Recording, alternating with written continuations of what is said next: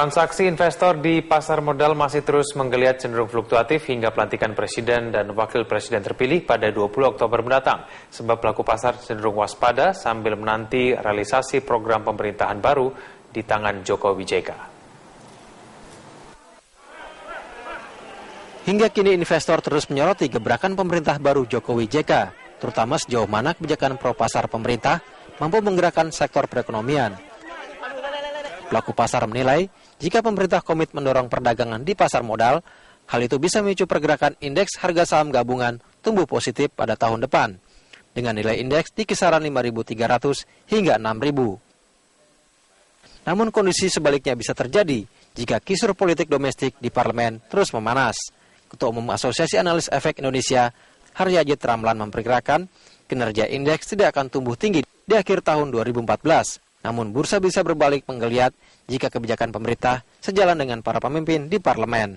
Saya rasa belum ya, karena orang masih melihat lagi setelah dilantik pasti program kerjanya apa, upayanya apa yang dalam pemerintah. Nah, apakah ada counterpartnya seperti anggota Dewan ini melaksanakan tugasnya dengan baik atau malah mengganggu, kan kita belum tahu.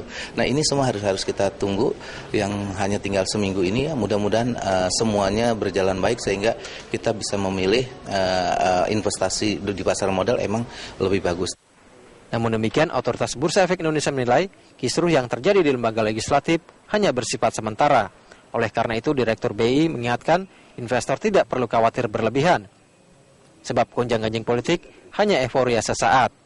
Kondisi ini akan kembali normal saat pemerintah baru Jokowi JK mulai menjalankan pemerintahan. Mungkin ingin kami naikkan, ya antara 30-35. Padahal kan nggak tercapai kalau ini.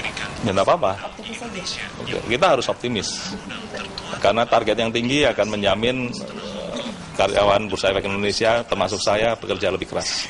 Otoritas Bursa yakin selama pemerintah baru mampu memberlakukan kebijakan pro rakyat, tidak ada alasan bagi para penentangnya di parlemen untuk mengganggu kinerja pemerintah.